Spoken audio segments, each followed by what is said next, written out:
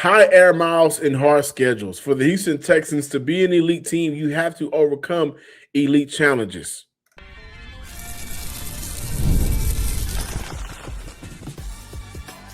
You are Locked On Texans, your daily podcast on the Houston Texans. Part of the Locked On Podcast Network, your team every day. Battle Red Nation, from H-Town to your town. Today's episode and every episode of the Locked On Texans podcast is for Texan fans all around. Early in the week, I thought it was very important to prepare for a player or players who could be potentially moved on from in a couple of seasons. And so I want to dive into that conversation to close out today's episode and also look at the player that may be in the building already to replace said player. Mike Clay put out his 2 early offensive line projections. He has the Houston Texans ranking 32nd in the league, back at last place. I think that's disrespectful. The Texans just had a great offseason in replacing and upgrading their offensive line. Why is nobody respecting that? So I want to dive into that in the second segment, but I'm opening up today's podcast looking at the tough schedule ahead for the Houston Texans and pairing that tough schedule with the air miles traveled in 2026 and how that's going to be an added challenge for a team who is, not shy of challenges, right? They know what adversity looks like. They faced adversity and overcame adversity, but it feels like in 2026, it'll be more of that adversity. I'm your Texas Credential Media member and football analyst, John Hickman. Shout out to my everydayers from the Himalayas for making the Locked On Texan podcast your first listen of the day. And you guys have been dropping the mountains in the comment section on YouTube. That really made my day. So keep those rolling, or on social media at John_Hickman12. Now for the Houston Texans, they have the 7th hardest schedule in the league, projected hardest schedule in the league in 2026, and they will fly the 3rd most miles at 28,000 miles to be traveled in 2026 as well. The NFL put out there that the Texans will be playing a game against the Jacksonville Jaguars Week 6 over in London, so that's considered as well. And for the rest of the league in 2026, high travel, high strength of schedule. You have the LA Rams, you have the Texans, you have the Dallas Cowboys, Miami, the Chargers, Seattle, the Raiders, and the Jacksonville Jaguars. Now, to put some things into perspective, and these numbers are from Warren Sharp, to put some things into perspective from 2025, the 2 teams that were left standing at the end of the year, Seattle and New England. For Seattle, high travel in terms of miles, easier strength of schedule. For New England, low travel, easy strength of schedule. For the Houston Texans in 2025, low travel, hard strength of schedule. So this is going to be an extremely difficult year for the Houston Texans, I project. And for the Texans, again, they are no stranger to adversity. They know what it looks like. But for me, this boils down to, with this uphill battle the Houston Texans, will be facing, does that change the perception on what the ceiling and floor for the Texans should be in 2026? And for me personally, I say no to that. Why do I say no? Well, first and foremost, this is a team who had an extremely hard strength of schedule in 2025, still found a way to rally off 12 victories. And they had to do that with an early bye week, right? So that was an issue for the Texans last year, and he still found a way to go on a 2.5-month win streak to close out the year to make the playoffs and eventually win a playoff game.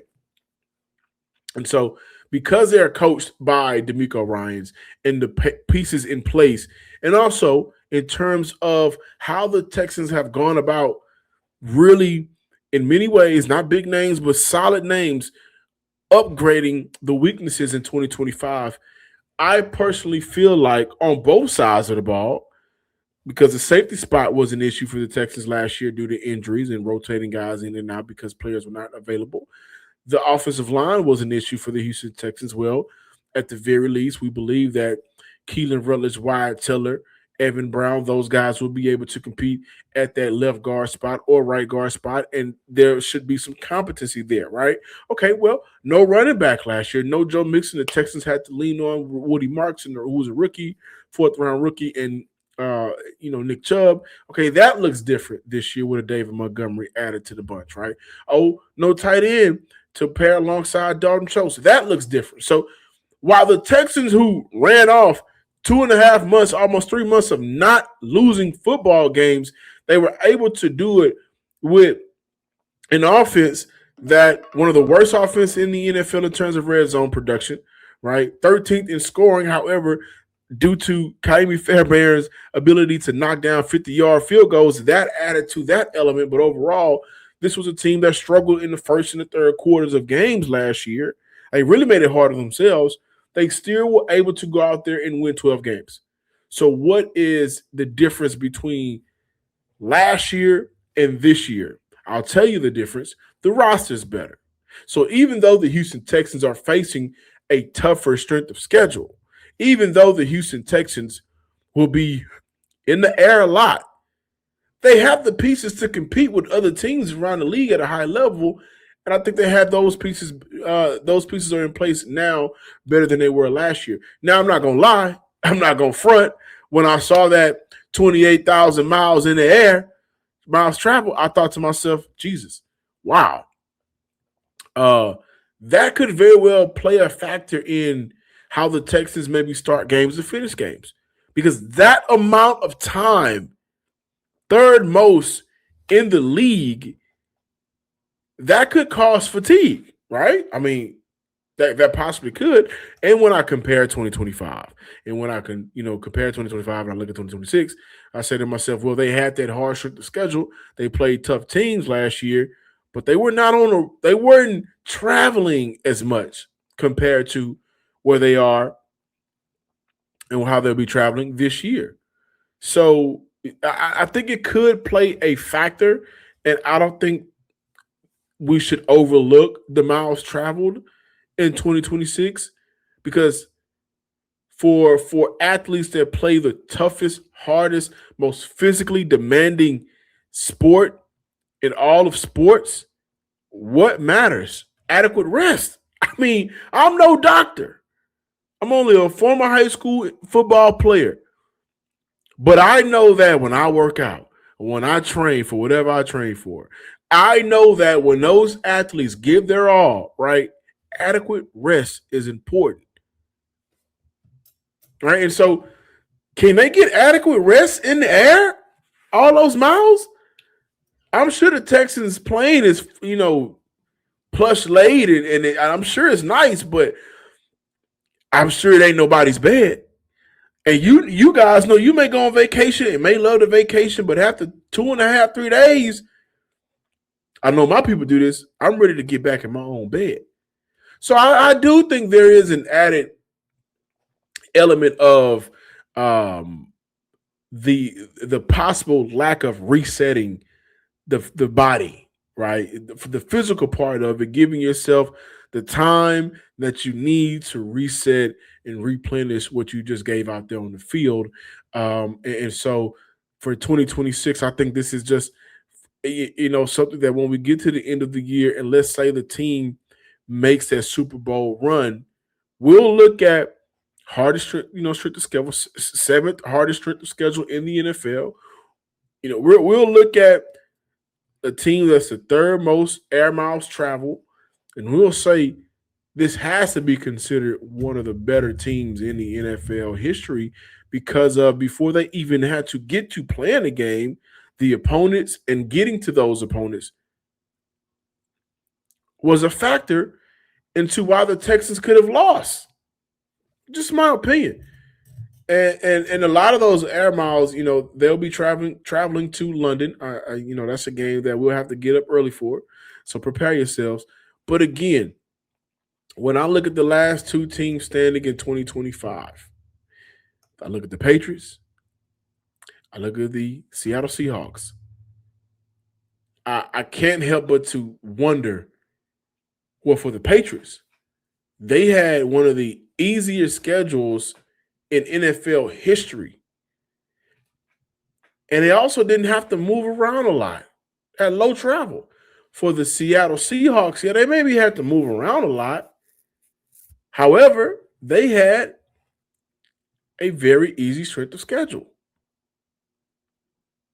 And so at the end of the year, you're looking at two teams that maybe injuries didn't pile up. Maybe they were extremely fresh because of who they played, who was in front of them, and where they were in terms of, you know, body resetting and getting prepared for the next game or getting prepared for the next day. So I think that matters.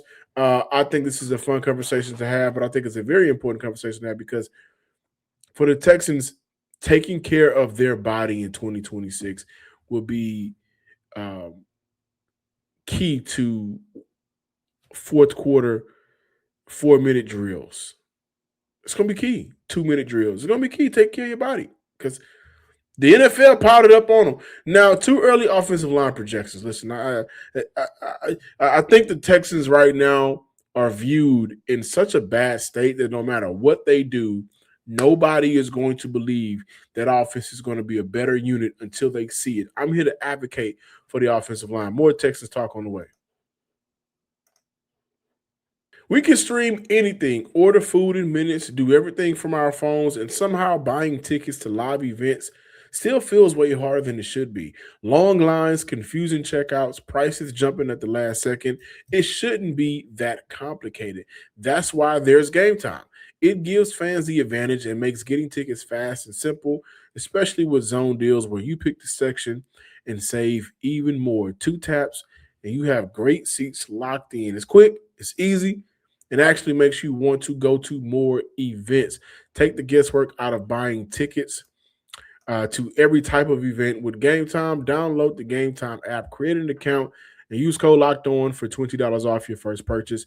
Terms apply. Again, create an account, redeem code LOCKEDON for $20 off your first purchase. Download Game Time today. Again, download Game Time today. Also, Texas fans out there, I want to let you guys know about Square. Square is an awesome tool. So support today's episode from Square, the system that helps fix one of the biggest headaches in running businesses. Starting a business is exciting, but actually running it, that's where things can become complicated fast. Payments, inventory, staff, scheduling, online orders, it's a lot to manage, right?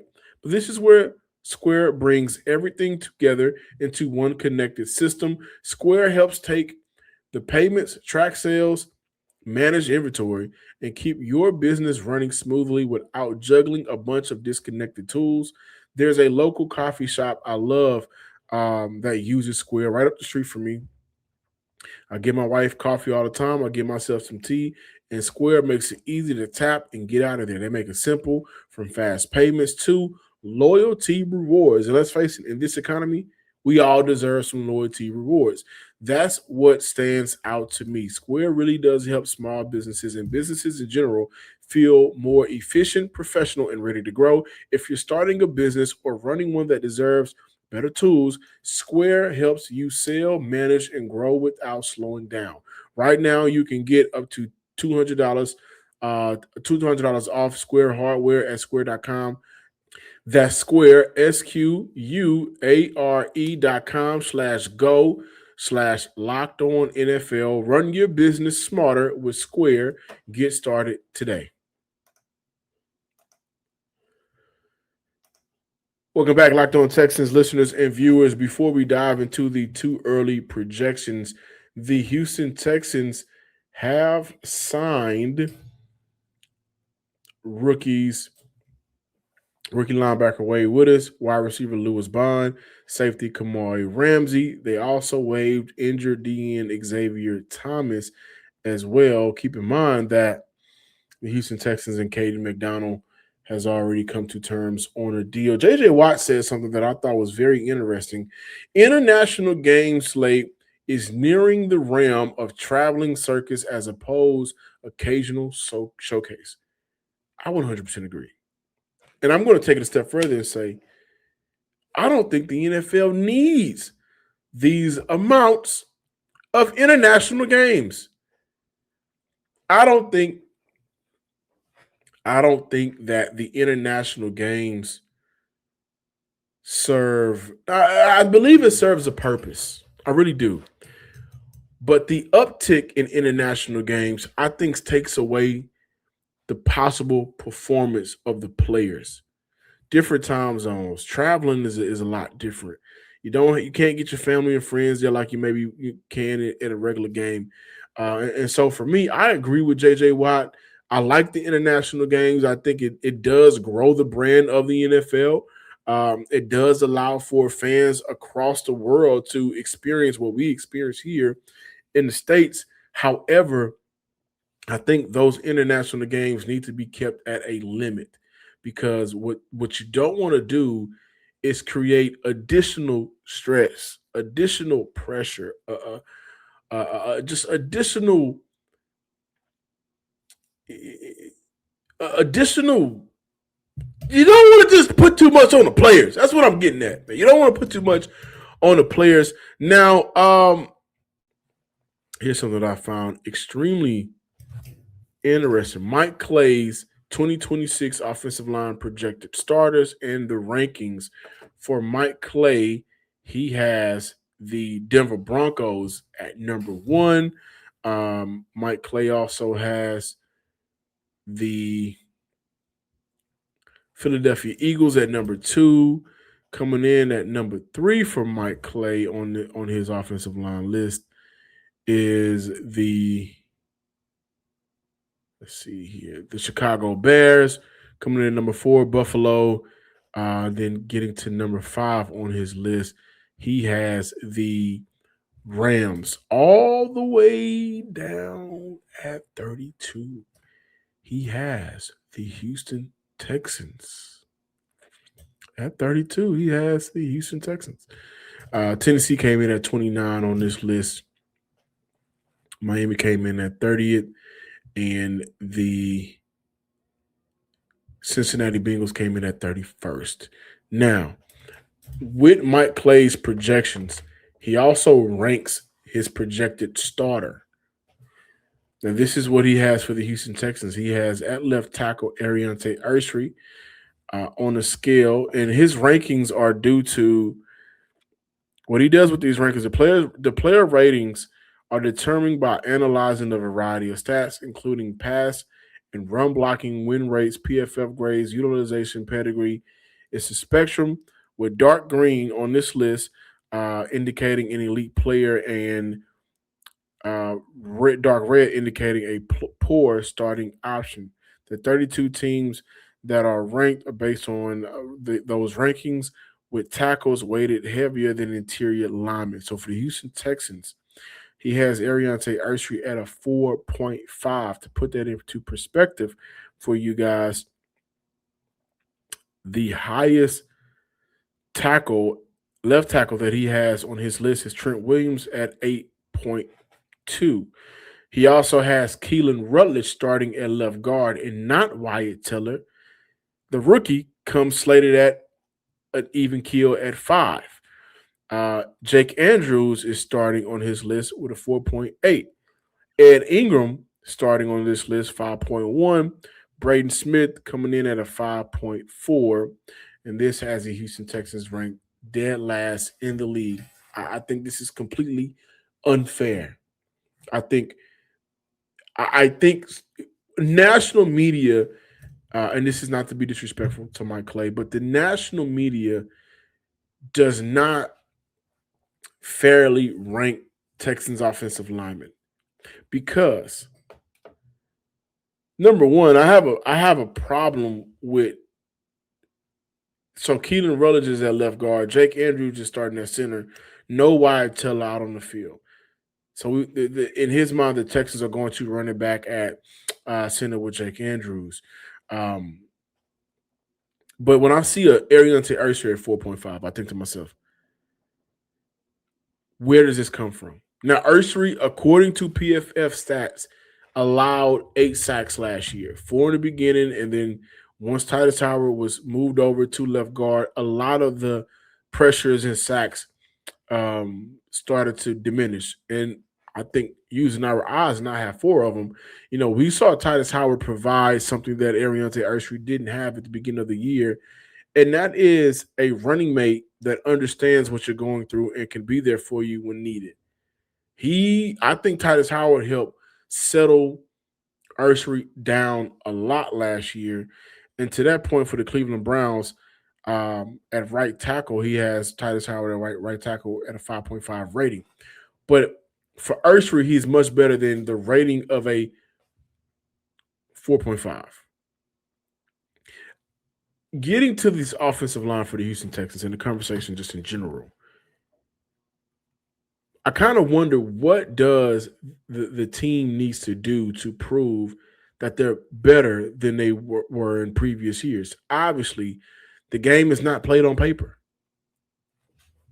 So it's understandable if teams or people around the league rather has the Texans ranked towards the bottom. But I mean, even based on last year comparing it to 24, the Texans cleaned up on sacks allowed, pressures allowed.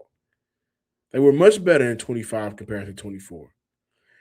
And I think a lot of what we were seeing when we judged the Houston Texans offensive line boils down to that was a horrendous run blocking unit last year. But I see on this list, I see other teams benefiting from new arrivals. I do. Case in point, the Raiders.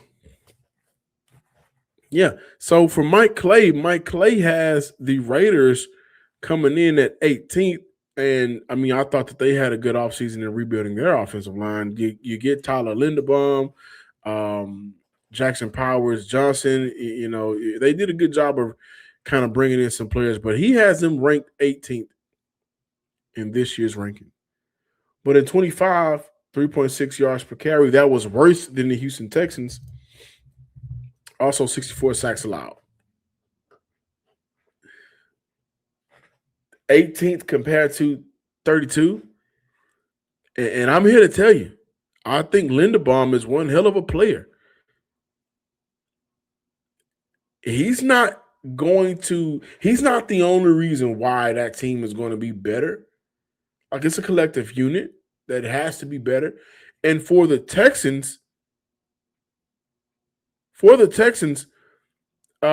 the additions of a Braden Smith and a Wyatt Teller and Ariante Urshry being better, and the Texans figuring out who's going to slot at center, also adding David Montgomery, they should be a lot better. They will be a lot better. So for the Houston to be at 32 and the Raiders to be at 18, I think that's backwards. I think it's unfair to the Houston Texans. And I think until the Texans play real football, they are going to continuously be an underdog. They're going to continuously be a team that, in many ways, if you don't believe in the defense, you don't believe in the Texans, because nobody believes in this team's offense right now. When I return back, let's close out today's show with the odd man out conversation. More Locked On Texans talk on the way. If you've ever opened your bank account and thought to yourself, where did all my money go? You're not alone. Keeping track of subscriptions, spending, and bills can get overwhelming fast. That's where Rocket Money comes in, helping you take control of your finances all in one place. It automatically helps you with your spending so you can actually see where your money is going, and you can set budgets, get alerts, and stay on top of upcoming bills. Listen, it makes everything feel more organized and gives you a clear picture of your finances day to day. Rocket Money is a personal finance app that helps find and cancel unwanted subscriptions, monitors your spending, and helps lower your bills so you can grow your savings. Let Rocket Money help you reach your financial goals faster. Join at rocketmoney.com/locked-on. That's rocketmoney.com/locked-on. Closing out today's episode with the conversation about who could possibly be the odd man out. Now, for the Houston Texans, there will be some hard decisions coming up soon. It's the way of business. And this is a team that has drafted well in some cases, especially on the defensive side of the ball. I mean, they brought in some true playmakers, right? You look at the 2024 draft class for Houston: Kamari Lassiter, Kalen Bullock. Obviously, within a couple of seasons, we'll get Will Anderson's record-breaking contract extension on the books. Houston will still want to keep Derek Stingley around. At some point, you're looking at the Houston Texans having to make a decision on whether or not to pay CJ Stroud. And if it's not a long-term commitment, do they feel like franchise tagging him is the way to go? Is that the pathway to success until they figure out without a shadow of a doubt he's their guy, similar to what the Dallas Cowboys did with Dak Prescott some years back? And I've talked about that. Nico Collins is going to want an extension, right? But there's a name that I hadn't mentioned yet. The hometown kid who, under DeMeco, has really blossomed into, in my opinion, the best nickel cornerback in the league. Nickel cornerback, safety, however you want to classify the position now. It's Jalen Petrie. His deal is up at, once we get to the 2028 year. So the Texans have a few more seasons with him. But the question is, when it starts to boil down to, and I hate to say this because it comes off as disrespectful, especially in context of its original use. You said you made it Hove, okay, we'll make another Hove, right? And that was Jay-Z referencing Dame Dash and some of the things that they had going on 20 years ago. But for Petrie's case, does it feel like Petrie can be replaced because the Texans have the tools and coaching staff and development and pieces around a player to essentially make another Petrie? And again, that sounds disrespectful, but I don't mean it that way.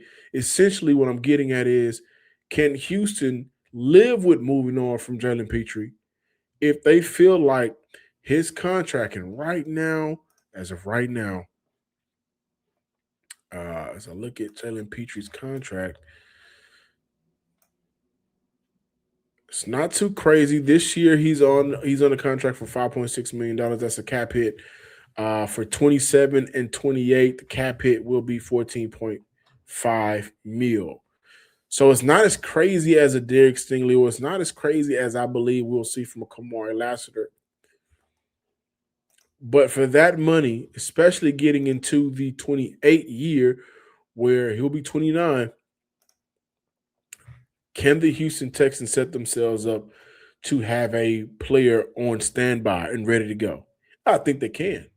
I think the conversation is that player already here? Has the Houston Texans, in many ways, sneakily invested into a pick to prepare for the potential loss of a Jalen Petrie? And I think that player could be a Kamari Ramsey out of USC. And again, it's kind of funny for USC, to have terrible collegiate defenses. The Texans have found themselves bringing in players from that organization, from that program, and those players that play some good football for the Houston Texans. And Ramsey's profile coming out of USC fits the Houston Texans. He got in his career, played at UCLA, then moved and transferred over to USC. But in his career, you're looking at 85 snaps played around the defensive line. You're looking at 365 snaps in the box. You're looking at 728 at free safety. You're looking at 556 snaps at slot corner. You're also looking at 21 snaps, which isn't a lot, at cornerback. You're looking at a player with an extremely amount of talent, but the versatility to slot into what the Houston Texans need and look for out of a nickel cornerback.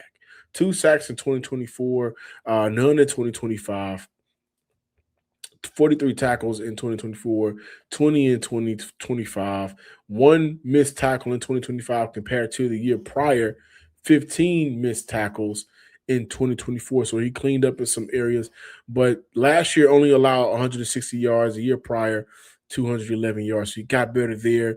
The yak yards in 2025, was at 108. 2024, it was at 217. So he got better there as well. I mean, this is a kid that with the amount of snaps that he played once he got to USC, I mean, he just got better and better and better, especially in terms of securing a tackle. So I think in a lot of ways, I don't want to necessarily call him a project player. Do I expect to see him early on? No, I don't, because the Houston Texans, in a lot of ways, still have Jalen Smith, who can play some slot, and also Jalen Reed as safety, who they drafted last year. Now, I do think for Jalen Reed, he's in a pickle. 6th round pick last year, I believe. Didn't get a chance to play a lot last year due to injuries. So he's going to have to come into training camp and prove his worth. And I think that's fine. The league is full of competition. This is going to be a very, extremely competitive training camp at every position on both sides of the ball. Safety is one of them. Nickel is one of them. Jalen Smith could potentially, and I don't know the numbers for dime defenses that the Houston Texans ran last year. I know that they are, if not the team leading the pack for nickel defense played. So they get those DBs out there. For the Texans, looking at a Kamari Ramsey, and again, his versatility, could he be the guy that maybe not, and I have to wait until 2028, right? For the Texans, is the time starting to tick on the amount of time Petrie has left in the Houston Texans uniform? And if it's not Petrie, who could that player be? Another name to put out there, a player that I think in his first 2 seasons has really, really made his stock sky high. Kalen Bullock, the ball hawk. When it comes down to negotiating that contract, I can see it being difficult because other teams are going to look at him like he is a player on the back end of our defense that we can trust to make plays in the air and create turnovers. And in this league, especially with Bullock's improvement in his run defense, in this league, teams are always going to want to go find themselves a DB playmaker. And Bullock could be that guy. But at some point, the Houston Texans have to prepare to move on from either, I think, a Petrie or Kalen Bullock due to financial reasons, both playing at a high level. Thank you guys for watching today's episode of the Locked On Texans podcast. Please be sure to subscribe, like, and comment on YouTube. And wherever you listen to your podcast, follow me on Twitter at John_Hickman12 and on Instagram at Some Sports Guy. Until next time, ladies and gents and Texas fans across the nation, peace.